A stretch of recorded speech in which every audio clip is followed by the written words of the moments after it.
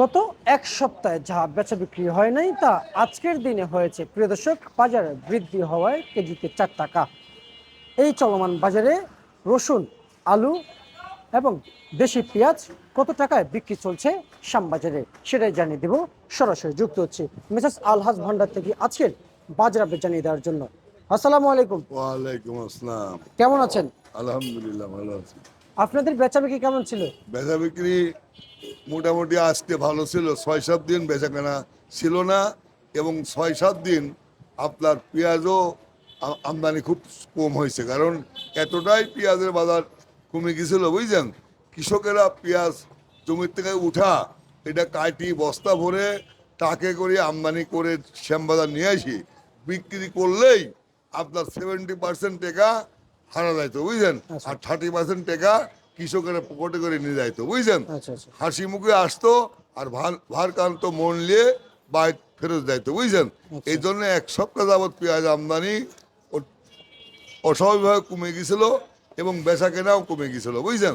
কিন্তু আজকে আপনার ঈদের যে টুকটাক বেচা কেনাটা, এই বেচা কেনাটা শুরু হয়েছে আজকে সকাল থেকে বুঝছেন। আপনার মুড়ি কাটা পেঁয়াজ যেটা গতকাল 22 টাকা বিক্রি হয়েছিল, ওটা আজ বিক্রি হলো 26 টাকা। হালি পেঁয়াজ যেটা বিক্রি হয়েছিল গতকাল 26 টাকা, ওটা আজ বিক্রি হলো 30 টাকা। অর্থাৎ এভারেজ মুড়ি কাটাতে 60 টাকা বৃদ্ধি পাইছে, হালিতে 60 টাকা বৃদ্ধি পাইছে বুঝছেন।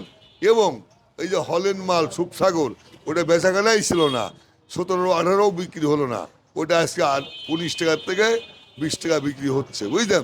বিধায় এই দামটা বাড়ার প্রধানত কারণ হচ্ছে কৃষকেরা 20% কৃষকের জমি পেঁয়াজের জমি চাষ দিতেছে বুঝলেন, যে অন্য ফসল উৎপাদন করতেছে। কারণ পেঁয়াজ জমিতে উঠা বাজারে বিক্রি করে তারা 70% টাকা লস খায় বুঝলেন, আর 30% ঘরে যায়।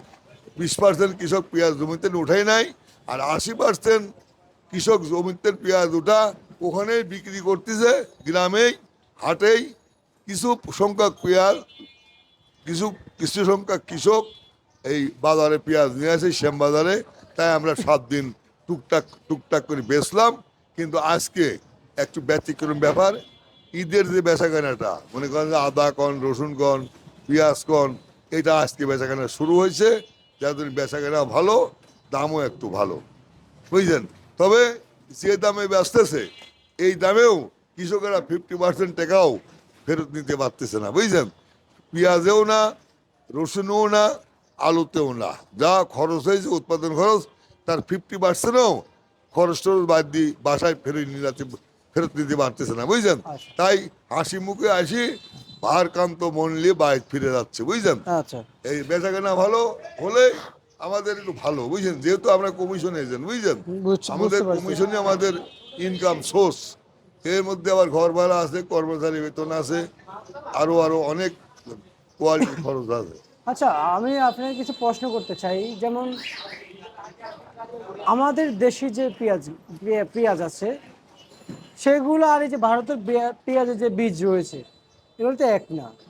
মোটেও এক না। আমাদের দেশি পেঁয়াজ দিয়ে তরকারি রাঁধলে বুঝছেন, দেশি পেঁয়াজ দিয়ে তরকারি রাঁধলে 16 ঘন্টা অটুট থাকে। তরকারির রং তরকারির রং কালা হয় না, তরকারি টক হয় না বুঝছেন। আর ভারতীয় পেঁয়াজ কন আর চায়না পেঁয়াজ কন এগুলা দিয়ে তরকারি রান্না করলে 8 ঘন্টা পর তরকারি টক হয়ে যায় এবং কালার খারাপ হয়ে যায় বুঝছেন। তবু আমরা এমন এক ভুক্তা, এমন এক খানিয়ালা, আমরা অবুঝের মতো দেশি পণ্য ব্যবহার না করি, আমরা ভারতের পেঁয়াজ খাই, ভারতের পণ্য খাই বুঝছেন। আচ্ছা এই যে চায়না রসুন বুঝছেন, আমাদের বাংলাদেশের রসুন 1 কেজিতে যে গুণগত মান আছে বুঝছেন, চায়না রসুন 5 কেজি তো সেই গুণগত মান নাই বুঝছেন। তবু আমরা ওই চায়না রসুন খাবো 200 টাকা কেজি। আমাদের দেশি খুবই সুন্দর রসুন, খুবই গুণগত মান ভালো বুঝছেন।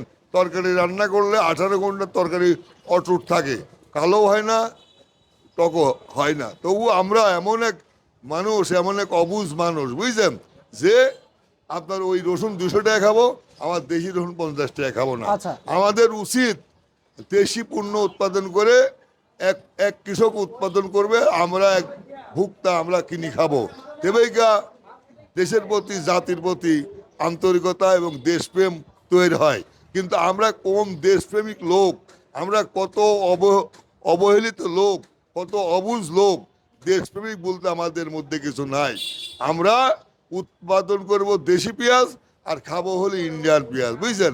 আমরা উৎপাদন করব দেশি রসুন, খাবো হচ্ছে চায়না রসুন, বুঝছেন। এরকম অনেক পণ্য আছে। দেশি পণ্য গুণগত মান শতগুণে ভালো, অন্য অন্য দেশের পণ্য শতগুণে খারাপ।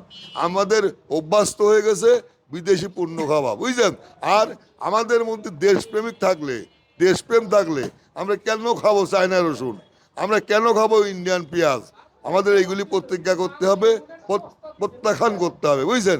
এই সাথে আমাদের যেমন কৃষকের মধ্যে দেশপ্রেম, ব্যবসায়ীদের মধ্যে দেশপ্রেম, বুঝছেন। জাতির মধ্যে অন্তত 75% মানুষের মধ্যে দেশপ্রেম দরকার আছে, তবে সেই জাতির উন্নতি হবে। যেমন শহীদ রাষ্ট্রপতি জিয়া রহমান ছিল, উনি কৃষি বিপ্লব ঘটাতে চেয়েছিল, বুঝছেন, সূচনাও করেছিল। উনি রাজনৈতিক প্রতিহিংসার কারণে উনার মৃত্যুবরণ হয়েছিল, বুঝছেন। এবং মাননীয় প্রধানমন্ত্রী খালেদা জিয়া, উনিও কৃষি বিপ্লব ঘটাতে চেয়েছিল, সূচনাও করেছিল, কিন্তু অত্যন্ত পরিতাপের বিষয় রাজনৈতিক প্রতিহিংসায় উনি মৃত্যুবরণ হয়ে গেছে, বুঝছেন। তাই আপনার মাধ্যমে বলতে চাচ্ছি যে এই যে আমাদের পণ্য, এই যে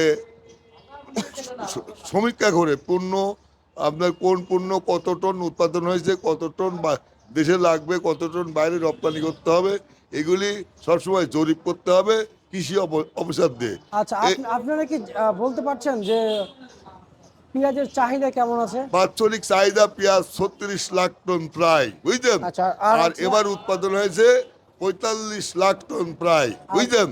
আজকে কেজি বিক্রি চলছে কত? আজকে বিক্রি হচ্ছে মুড়িকাটা, যেটা কালকে 22 বিক্রি হয়েছিল 26 টাকা। আর হালিমাল যেটা সবে মাত্র উঠতেছে, ওটা কালকে বিক্রি হয়েছিল 25 টাকা, আজকে বিক্রি হচ্ছে 30 টাকা, বুঝলেন। আচ্ছা, আজকে এটা হাটের বাজার জানাবেন। হাটের বাজার আমরা জানি নাই, কারণ হচ্ছে পেঁয়াজের দাম এতটা কম, বুঝছেন। এই যে হাটের বাজারটা জানতে আর ভালো লাগে না। আর কোন ভাষায় জানবো, কোন ভাষায় বলবো, ডিকশনারিতে এর ভাষা পাইনি, বুঝছেন। মানে বাজার এখন একটু বৃদ্ধি হয়েছে। একটু বৃদ্ধি হয়েছে, তাতেও কৃষকেরা 50% টাকাও বাসায় নিয়ে যেতে পারতেছে না, 70% টাকা লস হচ্ছে, 30% টাকা বাসায় নিয়ে যেতে পারতেছে। রসুন কত চলছে? রসুন চলতেছে আপনার 40 টাকার থেকে 50 টাকা।